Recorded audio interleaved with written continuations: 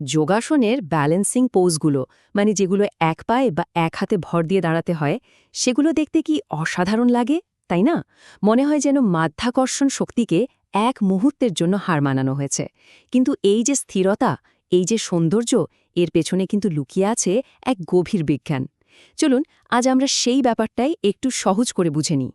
এই যে দেখুন, এটা হলো অর্ধচন্দ্রাসন। কি দারুণ একটা ব্যালেন্স! মনে হচ্ছে না যেন মাধ্যাকর্ষণের কোনো নিয়মই এখানে কাজ করছে না, শরীরটা যেন বাতাসে ভাসছে। কিন্তু এই যে বাইরের শান্ত সুন্দর রূপটা আমরা দেখছি, এর পেছনে কিন্তু শরীরের ভেতর চলছে এক অসাধারণ বোঝাপড়া। আর এই স্থিরতাটা আনা, বিশ্বাস করুন, একদমই সহজ কাজ না। শুধু শরীরচর্চা নয়, এই আসনগুলোর একটা গভীর মানেও কিন্তু আছে। যেমন এই কথাটা ভাবুন, ম্যাটের উপর শরীরকে স্থির রাখতে যেমন আমাদের ভেতরে ভেতরে অনেক ছোট ছোট অ্যাডজাস্টমেন্ট করতে হয়, ঠিক তেমনি জীবনের নানা সমস্যায় স্থির থাকাটাও তো একটা প্র্যাকটিসের ব্যাপার, তাই না? মানে এই শরীরের ব্যালেন্স খোঁজাটা আসলে জীবনের ব্যালেন্স খোঁজারই একটা প্রতিচ্ছবি। তো এই যে এত সুন্দর একটা ছবি আমরা দেখছি, এর পেছনে বাস্তব গল্পটা কিন্তু একটু অন্যরকম। মানে এই চমৎকার পোস্টটা করতে যাওয়ার পেছনে কিছু জটিলতা, এমনকি কিছু ঝুঁকিও কিন্তু আছে। আর সেগুলো জেনে রাখাটা খুবই দরকারি। আর এখানেই একটা বড় প্রশ্ন চলে আসে, আচ্ছা, আমরা কি শুধু পোস্টটা নকল করার চেষ্টা করব, নাকি এর পিছনের বিজ্ঞানটা বুঝে শরীরকে ধীরে ধীরে তৈরি করে তারপর সচেতনভাবে করব? দেখুন, এই দুটো রাস্তার মধ্যে কিন্তু আকাশ পাতাল তফাত। একটা রাস্তা আমাদের দিতে পারে অনেক উপকার, আর অন্যটায় কিন্তু লুকিয়ে আছে চোট পাওয়ার ভয়। ব্যাপারটা অনেকটা এরকম, একদিকে যেমন আছে শারীরিক শক্তি বাড়ানো, মনকে শান্ত করা আর কনফিডেন্স ফিরে পাওয়ার মতো দারুণ সব সুযোগ, কিন্তু অন্যদিকে ঠিকভাবে না জেনে প্রস্তুতি ছাড়া করতে গেলে পড়ে যাওয়ার ভয় থাকে, জয়েন্টে খারাপভাবে চোট লাগতে পারে। তাই কোনটা হবে সেটা কিন্তু নির্ভর করছে আমাদের সচেতনতার উপর। এখানে সঠিক জ্ঞানটাই কিন্তু আমাদের আসল সেফটি গার্ড। তাহলে প্রশ্ন হল, আমাদের শরীর এই অবিশ্বাস্য ব্যালেন্সটা করে কিভাবে? এটা কিন্তু কোনো ম্যাজিক না, বরং আমাদের শরীরের ভেতরে কয়েকটা সিস্টেম মিলে একটা অসাধারণ অর্কেস্ট্রার মতো কাজ করে। চলুন সেই অর্কেস্ট্রার ভেতরের গল্পটা একটু শুনি। এই পুরো ব্যাপারটার মূলে আছে একটা জিনিস, নাম বায়োমেকানিক্স। শুনতে জটিল লাগলেও ব্যাপারটা সোজা। এটা হলো আমাদের শরীর কিভাবে ফিজিক্সের নিয়মগুলো ব্যবহার করে তার বিজ্ঞান। যেমন ধরুন, যখন আমরা বৃক্ষাসন করি, তখন আমাদের শরীর কিভাবে নিজের ভারকেন্দ্র বা সেন্টার অফ গ্র্যাভিটিকে এক পায়ের ওপর নিয়ে আসে, বা হাতটা ছড়িয়ে দিয়ে কিভাবে নিজেকে আরও স্টেবল করে, এই সব কিছুর পেছনেই কিন্তু কাজ করছে বায়োমেকানিক্স।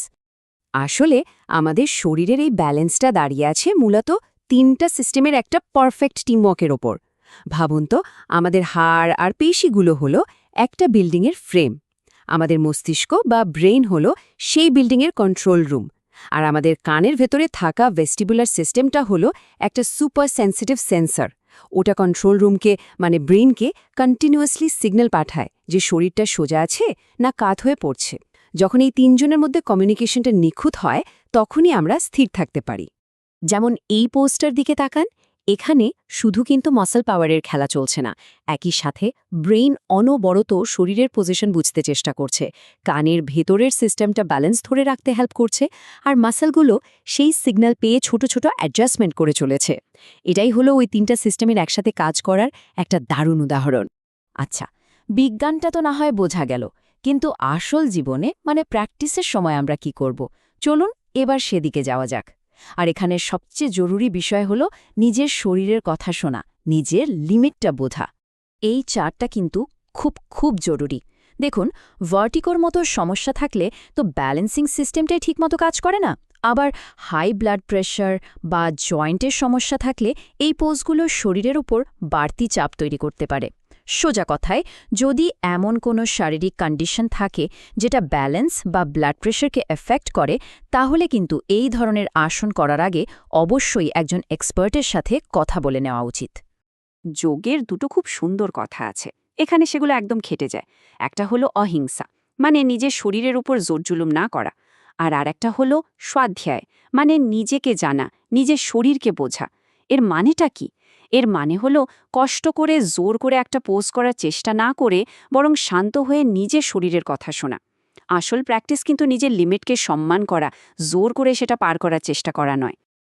তাহলে প্রশ্ন হলো, কিভাবে আমরা সেফলি আর ইফেক্টিভলি এই ব্যালেন্সিং পোজগুলো প্র্যাকটিস করতে পারি। চলুন এর জন্য একটা সহজ ব্লুপ্রিন্ট দেখে নিই। এটা আমাদের খুব সাহায্য করবে। এখানে দেখুন, নিরাপদ প্র্যাকটিসের জন্য একটা পরিষ্কার রোডম্যাপ দেয়া আছে। একটা জিনিস খেয়াল করুন, পুরো ফোকাসটা কিন্তু ভিতটাকে মজবুত করার উপর। মানে স্টেপ 1, আগে কোর, পা আর গ্লুটসের মাসলগুলোকে শক্তিশালী করা। স্টেপ 2, সঠিক অ্যালাইনমেন্ট, মানে শরীরকে ঠিকভাবে রাখাটা শেখা। তারপর আসছে প্রপস, মানে দেয়াল বা ব্লকের সাহায্য নেওয়া আর ধীরে ধীরে এগোনো।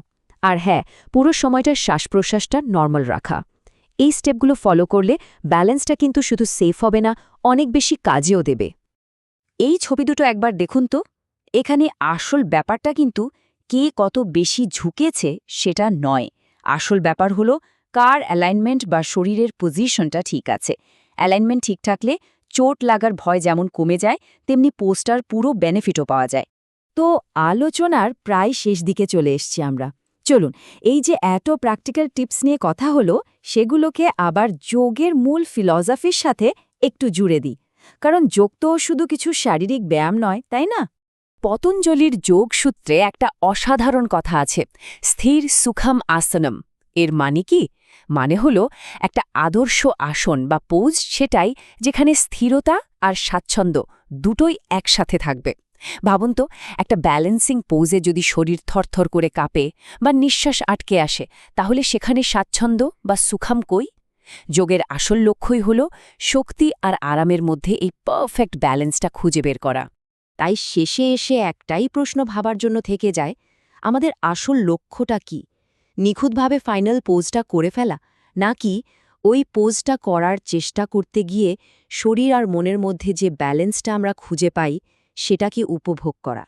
হয়তো আসল ব্যালেন্সটা শেষ পর্যন্ত পৌঁছনোর মধ্যে নেই, বরং পুরো যাত্রাটার মধ্যেই লুকিয়ে আছে।